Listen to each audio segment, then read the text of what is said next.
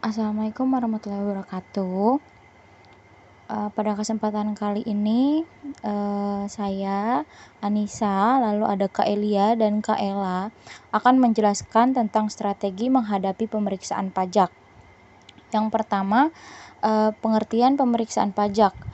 Jadi, menurut pasal 1 angka 25 Undang-Undang Nomor 28 Tahun 2007 tentang Ketentuan Umum dan Tata Cara Perpajakan, pemeriksaan merupakan rangkaian kegiatan yang dimana di dalamnya itu ada pengolahan data, lalu ada keterangan untuk dijadikan bukti yang dilaksanakan secara objektif dan profesional yang harus berdasarkan standar pemeriksaan.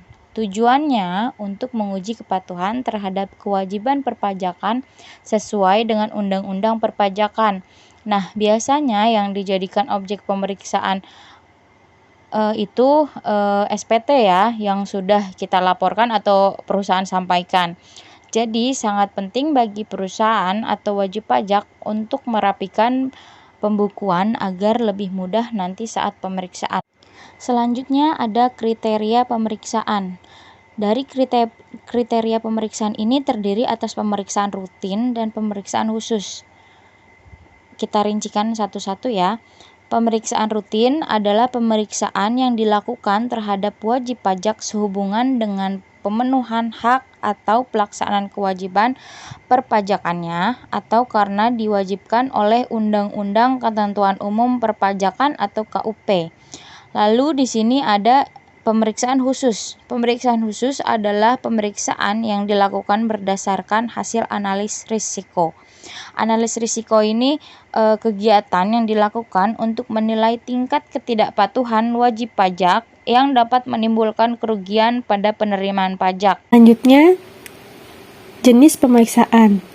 Jenis pemeriksaan ada dua, yaitu pemeriksaan kantor dan pemeriksaan lapangan. Yang pertama, pemeriksaan lapangan. Pemeriksaan kantor. Pemeriksaan kantor adalah pemeriksaan yang dilakukan di kantor DJP. Pemeriksaan kantor terkait dengan pemeriksaan dalam rangka menguji kepatuhan pemenuhan kewajiban perpajakan.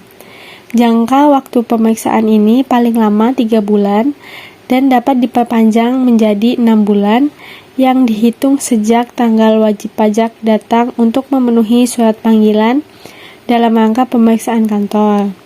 Kewajiban wajib pajak dalam pemeriksaan kantor adalah yang pertama, memenuhi panggilan untuk datang menghadiri pemeriksaan sesuai dengan waktu yang ditentukan. Yang kedua, memperlihatkan atau meminjamkan buku atau catatan, dokumen yang menjadi dasar pembukuan atau pencatatan, dan dokumen lain yang termasuk data yang dikelola secara elektronik yang berhubungan dengan penghasilan yang diperoleh, kegiatan usaha, pekerjaan bebas wajib pajak, atau objek pajak yang terutang. Yang ketiga, memberi bantuan guna kelancaran pemeriksaan. Yang keempat, menyampaikan tanggapan secara tertulis atau surat pemberitahuan hasil pemeriksaan. Yang kelima, meminjamkan kertas kerja pemeriksaan yang dibuat oleh akuntan publik. Yang keenam, memberikan keterangan lisan atau tertulis yang diperlukan. Yang kedua ada pemeriksaan lapangan. Pemeriksaan lapangan adalah pemeriksaan yang dilakukan di tempat wajib pajak atau tempat lain yang sudah ditentukan oleh DJP. Biasanya pemeriksaan ini dilakukan paling lama 4 bulan, namun bisa diperpanjang paling lama 8 bulan, dihitung sejak tanggal surat perintah pemeriksaan hingga tanggal laporan hasil pemeriksaan. Namun, apabila pemeriksaan lapangan ini ditemukan indikasi transaksi yang berkaitan dengan transfer pricing atau transaksi khusus lain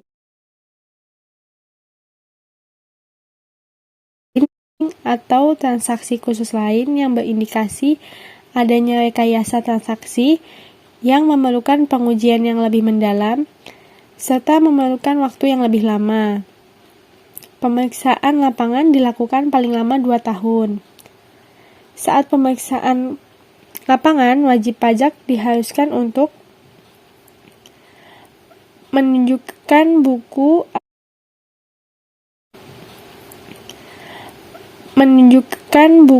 atau catatan atau dokumen yang menjadi dasar pembukuan dan dokumen lain yang berkaitan dengan penghasilan, kegiatan usaha, pekerjaan bebas wajib pajak atau objek yang terutang. Yang kedua, memberi kesempatan untuk mengakses atau mengunduh data yang dikelola.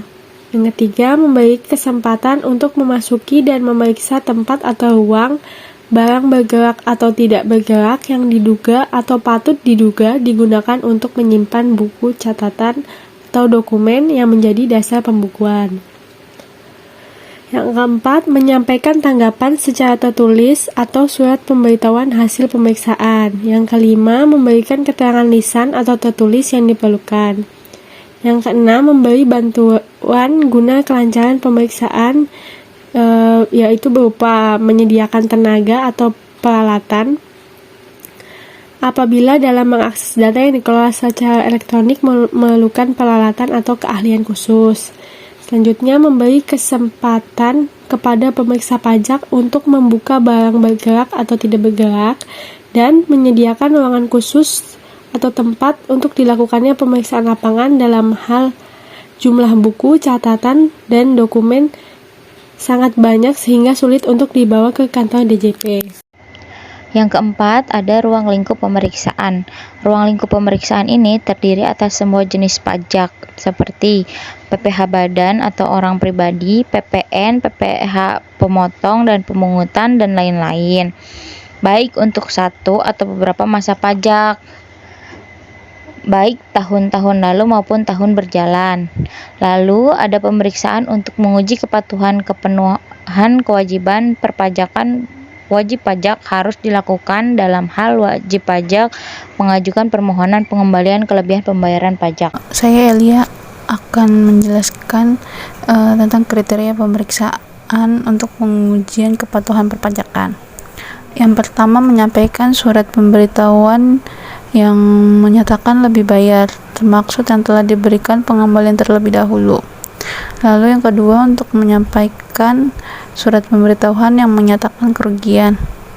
Yang ketiga, menyampaikan atau tidak menyampaikan atau menyampaikan surat pemberitahuan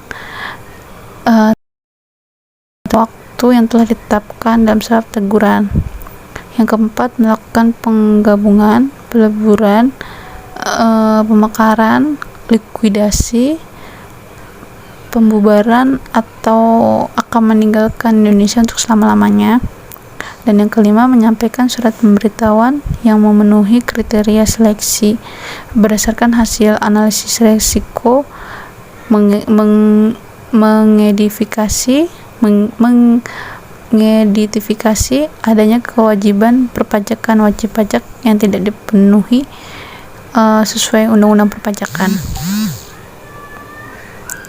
Lalu untuk strategi umum dalam menghadapi pemeriksaan pajak itu ada misalnya seperti bila terjadi kelebihan pajak agar diajukan klaim. Lalu pemeriksaan pajak tidak hanya didasarkan SPT lebih bayar. Lalu persiapkan pembukuan yang rapi, membuat rekonsiliasi komersial fiskal sesuai aturan, gunakan konsultan pajak sebagai mitra diskusi seputar perpajakan, menghindari penyelesaian di bawah tangan, lalu melakukan tax review, perlakukan pemeriksa seperti mitra, dan menghindari penggelapan, menyimpan semua dokumen perusahaan, dan menguasai peraturan pajak dengan baik. Sekian penjelasan dari kami, kurang lebihnya kami minta maaf.